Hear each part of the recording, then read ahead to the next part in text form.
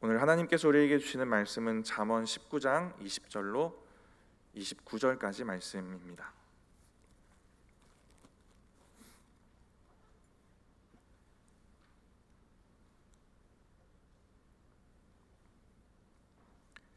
잠언 19장 20절로 29절까지 말씀 우리 한 목소리로 합독하도록 하겠습니다. 너는 권고를 들으며 훈계를 받으라.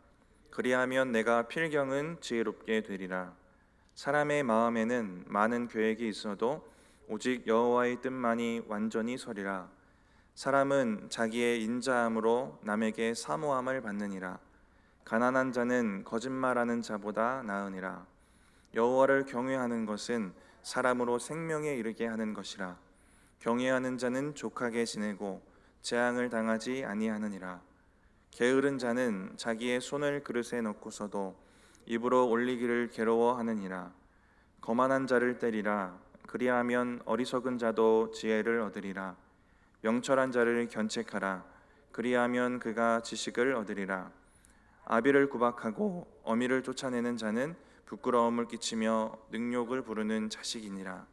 내 아들아, 지식의 말씀에서 떠나게 하는 교훈을 듣지 말지니라. 망령된 증인은 정의를 업신여기고 악인의 입은 죄악을 삼키느니라. 심판은 거만한 자를 위하여 예비된 것이요 채찍은 어리석은 자의 등을 위하여 예비된 것이니라. 아멘. 오늘 본문은 두 부분으로 나눠집니다. 먼저 20절부터 23절까지는 지혜자가 가지는 삶의 태도에 대해서 이야기를 합니다. 그리고 지혜자의 결국에 대해서 이야기하고 있고요. 그리고 24절부터 29절까지 말씀은 어리석은 자가 가지는 태도에 대해서 그리고 그들의 결국에 대해서 또 이야기하고 있습니다. 오늘 본문은 두 가지 삶의 태도를 비교해서 우리에게 교훈하고 있습니다. 오늘 말씀 가운데 우리의 모습을 점검하며 우리가 지혜자로 잘 살아가고 있는지 함께 돌아보면 좋을 것 같습니다. 먼저 지혜자에 대한 말씀을 보겠습니다. 먼저 지혜자는 권고와 훈계를 잘 들어야 합니다. 우리 20절 말씀인데 다시 한번 읽어보겠습니다. 너는 권고를 들으며 훈계를 받으라. 그리하면 내가 필경은 지혜롭게 되리라. 권고와 훈계를 잘 들으면 지혜롭게 됩니다.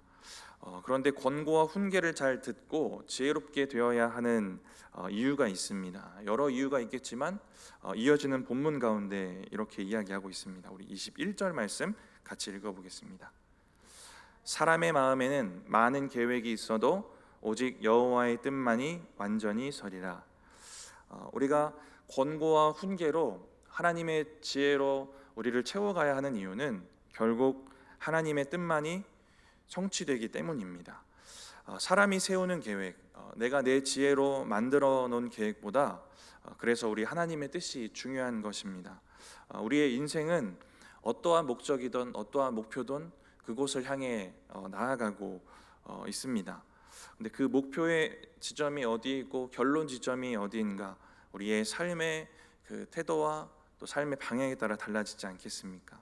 그런데 이것을 우리가 분별하고 또 판단하는 것이 우리의 지혜로는 한계가 있는 것입니다. 그럼에도 우리는 우리의 계획을 우선하는 경우들이 참 많이 있습니다. 21절 말씀처럼 우리 마음에 수많은 계획들이 생겨나고 수많은 생각들이 생겨나게 됩니다. 이러한 일들이 일어나는 이유는 내 계획이, 내 지혜가 지혜롭다라는 생각이 들기 때문입니다. 네, 말씀드렸지만 만약에 우리가 열심히 내 지혜로 잘 고민해서 세운 나의 계획대로 한평생 죽기까지 살았는데, 그렇게 최선을 다했는데 결국 마지막에 도달한 곳이 정작 가야 할 곳이 아니라면 어떠하시겠습니까? 하나님이 가라 하신 곳도 아니고 주님이 주신 사명의 자리도 또 믿음의 사람이 가야 될 자리도 아니라면 어떻겠습니까? 우리가 어디로 가고 있는지, 우리의 계획은 어디를 목적지로 삼고 있는지 우리가 성경을 근거로 이것들을 잘 점검해 가야 할 것입니다. 우리가 목매고 열정 내어서 살아가는 그 삶의 목표들이 있을 텐데 이것들이 분명히 하나님의 뜻 가운데 거하고 있어서 정말 결론적으로 세워질 일들인지 하나님이 세워가실 일들인지를 우리가 돌아볼 필요가 있을 것 같습니다. 우리가 지혜롭 없다라고 스스로를 여기고 그래서 스스로의 계획에 매이게 되는 경우들이 있습니다. 누구보다 지혜로우신 분이 하나님인데도 그런 경우들이 생깁니다. 2009년도에 의사들에게 설문조사한 것이 하나 있는데 진짜 우연히 발견했는데요. 이게 이런 질문이에요. 가장 싫어하는 환자, 비호감인 환자에 대한 질문입니다. 근데 이런 답들이 있습니다. 말을 함부로 하고 무례한 환자, 그리고 의사를 시험하려는 환자, 그리고 의사에게 이제 원망을 퍼붓는 환자입니다. 그리고 불필요한 말을 너무 많이 하는 환자. 이런 답들이 있었어요. 근데 이 답들을 보면서 제가 얻은 은혜가 있는데 하나님과 우리 관계 같은 겁니다. 하나님 앞에 무례할 때도 있고 하나님 시험할 때도 있고 하나님 앞에 원망할 때도 생기는 우리 모습 같은 것입니다. 근데 1위가 무엇인지 아십니까? 1위는 이런 답이 있습니다. 치료 방법을 정해놓고 와서 그대로 치료해 주기를 원하는 환자가 제일 싫대요. 이런 환자가 제일 비호감이라고 합니다. 가장 잘 치료할 수 있는 사람, 가장 거기에 대해서 지혜로운 사람 앞에 가서 자기 치료법을 이야기하는 사람들이 있다라는 겁니다. 우리의 삶과 신앙 가운데도 전지전능하신 하나님 앞에 가서 구하면서도 나의 지혜, 나의 계획을 의지하는 그러한 미련한 모습을 보일 때도 있다라는 것입니다. 우리가 겸손하게 하나님의 권고와 훈계를 들어서 하나님의 지혜로 우리를 채우고 그렇게 되어질 때 또 하나님의 그 계획 가운데 하나님의 뜻 가운데 우리가 살아갈 수 있게 될 것입니다. 그런 은혜를 붙잡고 살아가시는 저와 여러분들 되시기 바랍니다. 우리 22절 이어서 보겠습니다. 우리 같이 한번 22절 읽어보겠습니다. 사람은 자기의 인자함으로 남에게 사모함을 받느니라. 가난한 자는 거짓말하는 자보다 나으니라. 사람은 이라고 시작이 되는데요. 이게 문맥과 이 단어의 의미상 본래 사람이라면 이래야 된다라는 의미를 담고 있습니다. 좀 더 구체적으로 이제 의역을 해보니까 본래 하나님을 알고 믿는 사람이면 그런 사람이면 이래야 된다라는 의미입니다. 이제 어떠해야 된다라고 말하고 있냐면 인자함이 있어야 된다라는 얘기를 하고 있습니다. 이 인자함이라는 단어는 성경에 인애라고 많이 나오는데 하나님의 성품을 이야기할 때 많이 쓰입니다.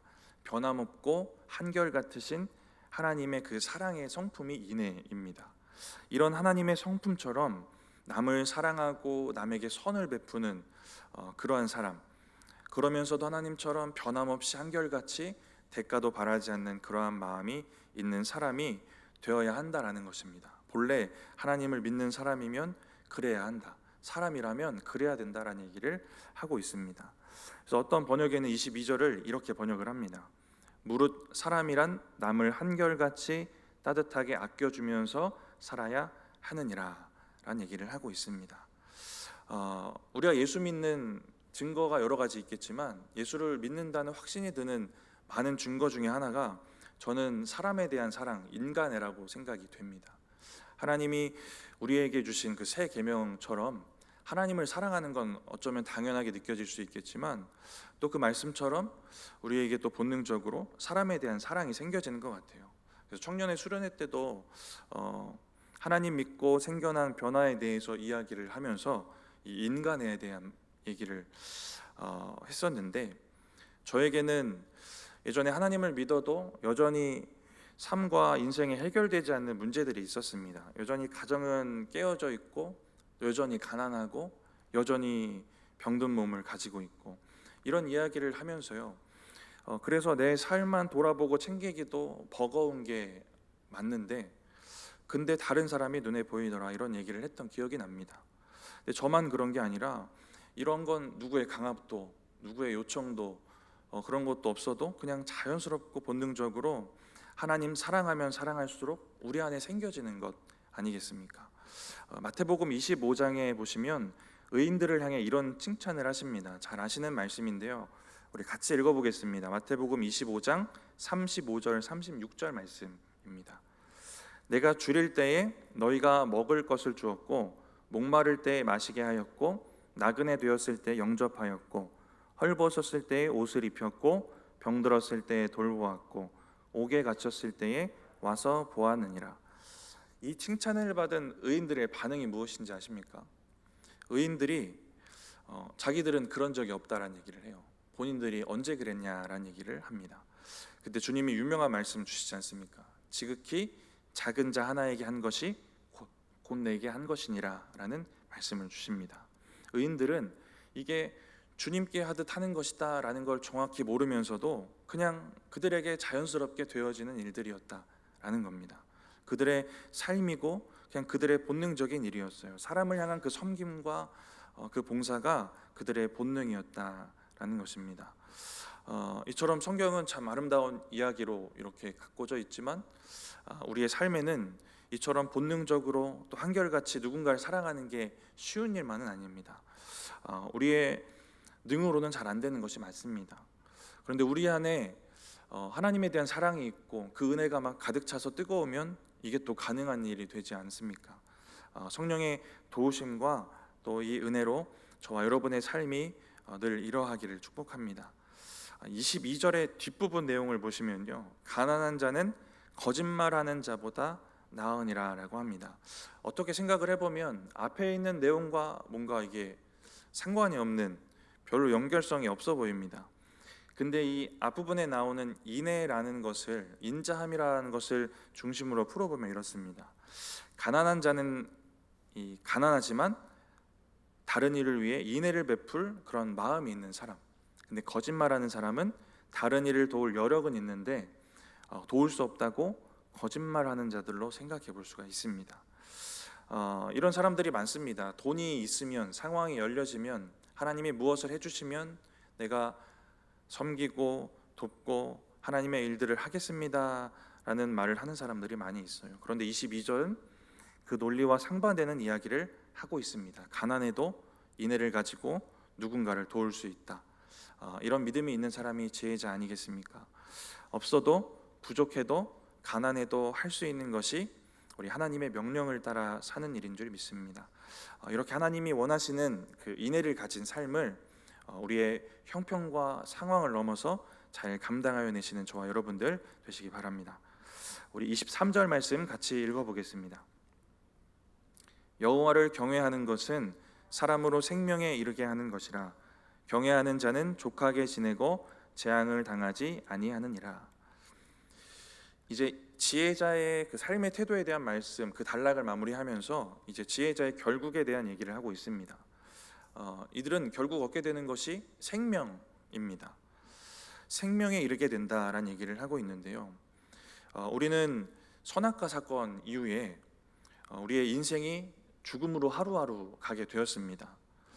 우리의 육은 죽음으로 하루하루 가고, 하지만 그 회개의 여지를 두시기 위해서 그 생명나무 못 먹게 하셨잖아요. 그래서 우리의 육은 결론적으로 죽음을 향해 하루하루 가까워집니다. 이렇게 자연스러운 죽음도 있고 또 갑작스럽게 맞이하는 죽음도 우리에게 있습니다. 죽음이라는 허무가 우리에게 있어요. 그런데 하나님을 경외하는 사람에게는 참 생명이 주어진다라는 얘기를 하고 있습니다.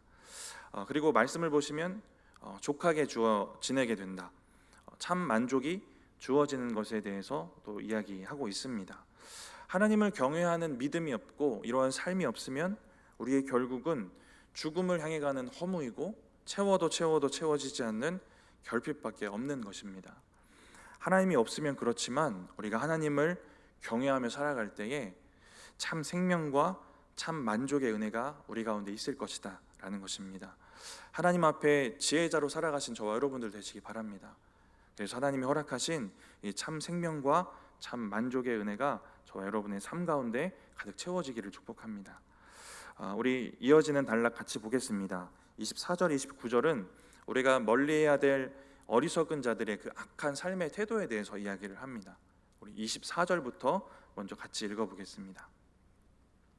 게으른 자는 자기의 손을 그릇에 놓고서도 입으로 올리기를 괴로워하느니라.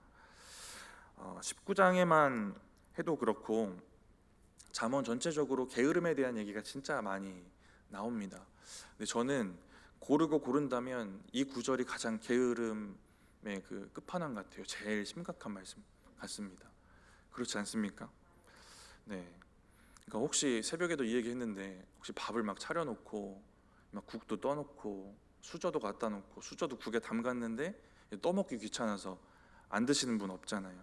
근데 본문은 이제 그 정도의 게으름을 이야기하고 있습니다.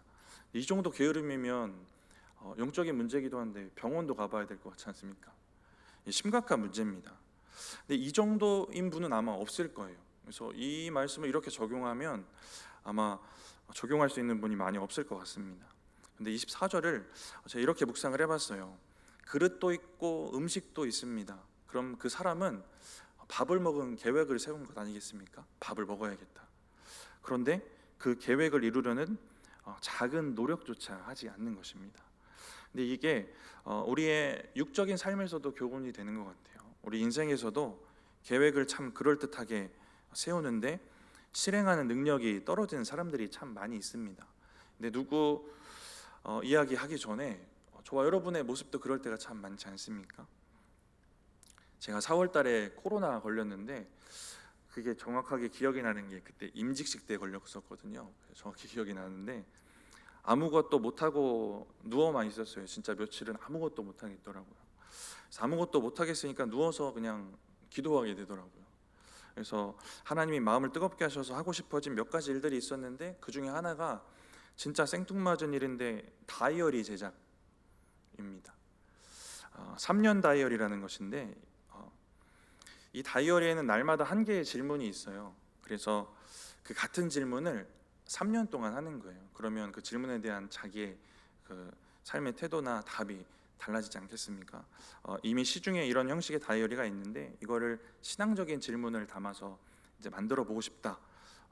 이런 열정이 생겼는데 그런 계획들도 하고 막 계획들도 세워놓고 했는데 벌써 4개월이 지났는데 이게 추진이 잘 되고 있지 않습니다. 계획이 참 거창해요. 막 출판 아닙니까 그래도? 그런데 아직 추진이 잘 되고 있지 않습니다. 그래서 저는 그래도 수저 들어서 한 숟갈 떠먹는 정도의 노력은 하고 있어요. 막 저작권도 알아보고 출판사에 견적도 내보고 질문도 이제 조금씩이지만 적어놓고 있는 이제 노트도 있습니다. 이렇게 계획은 참 그럴듯하고 거창한데 이것을 위한 노력들이 참 부족할 때가 많이 있습니다. 근데 더 나아가서 이제 육적인 계획을 넘어서 이런 게으름이 우리의 영적인 부분이라면 어떨까라는 생각도 해봅니다. 우리의 영혼을 위해서도 우리는 진짜 수많은 계획들을 세우게 됩니다. 새벽 기도를 해볼까라는 생각도 해보고 말씀 묵상을 해볼까, 통독을 해볼까, 작전 기도를 해볼까, 철야 기도를 꾸준히 해볼까, 여러 가지 생각들, 우리의 영혼을 위한 계획들을 세웁니다. 그런데 그에 비해 우리가 노력하고 애쓰는 것들은 좀 작을 수도 있다라는 겁니다. 근데 그러면서도 반면에 너무 큰 변화를 꿈꾸는 사람들이 참 많이 있는 것 같아요. 아무 노력도 하지 않고 변화되기를 바라는 그러한 영적인 태도가 우리에게 있을 수도 있다라는 겁니다. 제가 정말 좋아하는 명언이 있는데요. 처음엔 누가 한 말인지도 잘 몰랐는데 아인슈타인이 했다고 전해지는 말입니다. 어제와 똑같이 살면서 다른 미래를 기대하는 것은 정신병 초기 증세다. 저는 이 마지막 부분이 와닿더라고요. 우리의 신앙에도 이러한 경우가 생길 수 있는 겁니다. 어제랑 똑같이 살고 변화를 위한 노력도 그 계획을 세워놓고 실행하려는 노력도 없으면서 변화된 믿음을 기대하는 것 말입니다. 변화되고 더 나은 믿음을 꿈꾸는 것은 저와 여러분 모두의 바람인 줄 믿습니다. 그것을 위한 계획도 세우는 일, 계획을 세우는 일도 꾸준히 해가고 계실 거예요. 그것을 넘어서 이제 또 그 결단과 또 그것을 위한 열심도 함께 가지시는 저와 여러분들 되시기 바랍니다. 19장을 통해서 특히 더 게으름에 대해서 계속해서 묵상하게 되는데 그러면서 결국 어디에 열심을 내야 되고 어디에 부지런해야 되는가를 돌아보게 되는 것 같습니다. 우리 먼저 19장 2절 말씀 같이 한번 읽어보겠습니다. 잠언 19장 2절 말씀입니다. 지식 없는 소원은 선하지 못하고 발이 급한 사람은 잘못 가느니라. 지식 없는 소원은 선하지 못하다.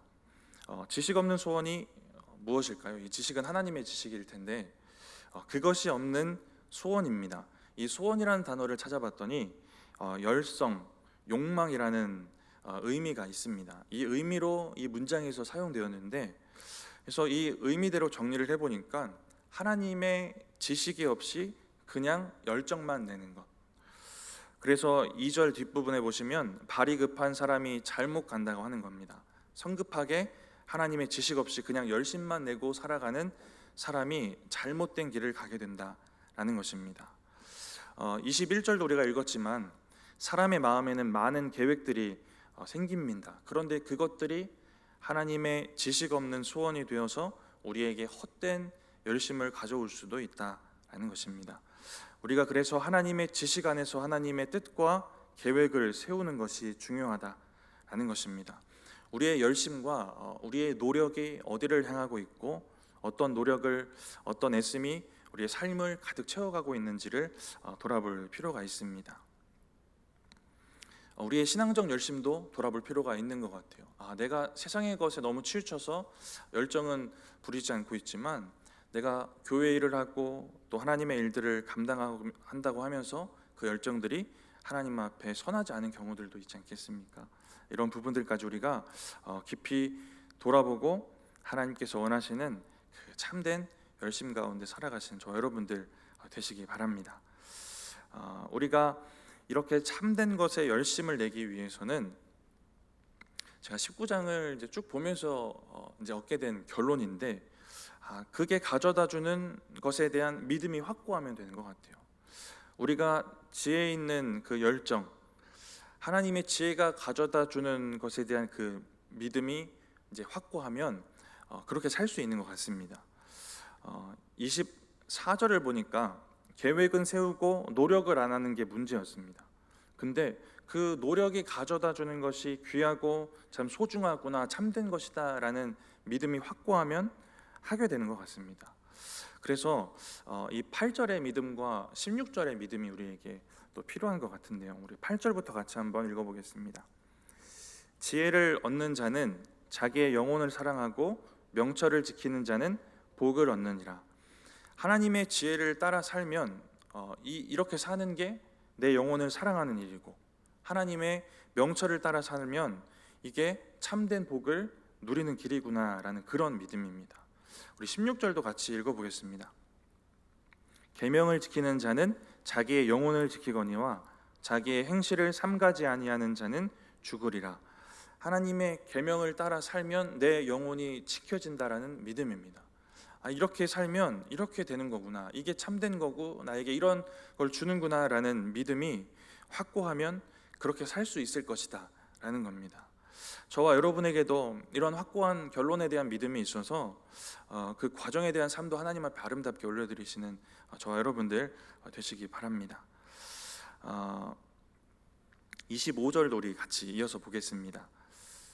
계속해서 미련한 자에 대한 이야기를 하고 있습니다. 우리 25절 말씀 같이 읽어보겠습니다. 거만한 자를 때리라. 그리하면 어리석은 자도 지혜를 얻으리라. 명철한 자를 견책하라. 그리하면 그가 지식을 얻으리라. 누군가를 징계하는 것이 또 다른 누군가에게 좋은 교육이 될 수 있다라는 얘기를 하고 있습니다. 제가 이걸 묵상하면서 세 가지 사람을 생각을 해봤는데요. 누군가의 교육의 수단이 되는 미련한 사람, 누군가의 징계를 보고서야 깨닫는 미련한 사람, 누군가의 징계를 보고서도 깨닫지 못하는 미련한 사람, 이런 미련한 사람들이 있을 것 같아요. 가장 미련한 사람이 누굴까도 생각해 봤는데 다 미련한 것 아니겠습니까? 정도의 차이가 있겠지만 근데 이것을 우리가 이렇게 읽고 보고 깨닫지만 그 위치에 우리가 서기도 하는 것 같습니다. 성경도 보면 좋은 예만 등장하는 건 아니고 나쁜 예들 진짜 많이 나오잖아요. 그래서 25절에 막 거만한 자를 때리라고도 하였는데 하나님 앞에 거만하다 매맞는 장면도 참 많이 나옵니다. 근데 그것을 보고도 깨닫고 배우는 것이 아니라 동일한 모습으로 미련하게 살아가는 우리의 삶의 모습이 생길 때도 있지 않습니까? 그러한 부분들을 우리가 잘 돌아볼 수 있는 민감함이 있으면 좋을 것 같습니다. 26절 말씀은 부모를 향해 악을 행하는 미련한 자녀에 대해서 이야기합니다. 이러한 미련한 본보기도 있습니다. 그럼에도 이러한 어리석은 길로 가는 자녀들이 생기는 건 아니겠습니까? 27절은 그렇게 되어지는 이유를 이제 이렇게 이야기를 합니다. 27절 말씀 같이 읽어보겠습니다. 내 아들아, 지식의 말씀에서 떠나게 하는 교훈을 듣지 말지니라. 지식의 말씀에서 떠나게 하는 교훈을 듣지 말라고 합니다. 미련한 자에게는 그 미련함이 자꾸 공급이 되는 겁니다. 지혜자의 삶을 살고 싶으면 무언가 하면 되는데 먼저는 나에게 공급되는 미련한 것들, 세상의 것들, 세상의 소리들을 멈추고 이제 하늘의 지혜를 들으면 되는 것 아니겠습니까? 세상의 것, 세상의 소리를 멈추고 우리가 떠나서 하나님의 지혜로 나아가야 할 줄 믿습니다. 그렇게 살지 않을 때에 이제 계속해서 미련한 자에 대한 이야기를 하는데 28절과 같은 그 어리석은 자의 태도도 우리의 삶의 태도가 될 수 있다라는 겁니다. 우리 28절도 같이 한번 읽어보겠습니다. 망령된 증인은 정의를 업신여기고 악인의 입은 죄악을 삼키느니라. 망령된 증인은 거짓 증언하는, 위증하는 사람입니다. 근데 이 사람은 정의를 업신여긴다라고 합니다. 정의를 비웃으면서 위증하는 사람입니다. 그리고 악인의 입은 죄악을 삼킨다라고 하는데 음식을 삼키듯이 자주 그리고 습관적으로 본능적으로 죄를 짓는다라는 것입니다. 이렇게 미련한 자의 삶은 그 사람의 삶과 인생 전체를 쥐고 흔드는 것입니다. 죄에 매여 살아가게 하고요. 그래서 이들의 결국은 29절과 같아지는 것입니다. 우리 마지막 29절 같이 한번 읽어보겠습니다.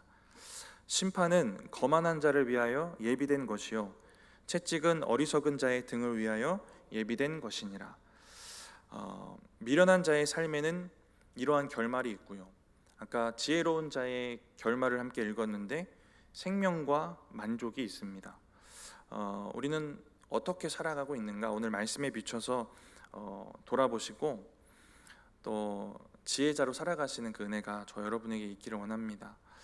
얼마나 소중한지 알고 또 결말이 무엇인지 알면 깨닫기 쉬워지는 게 맞습니다.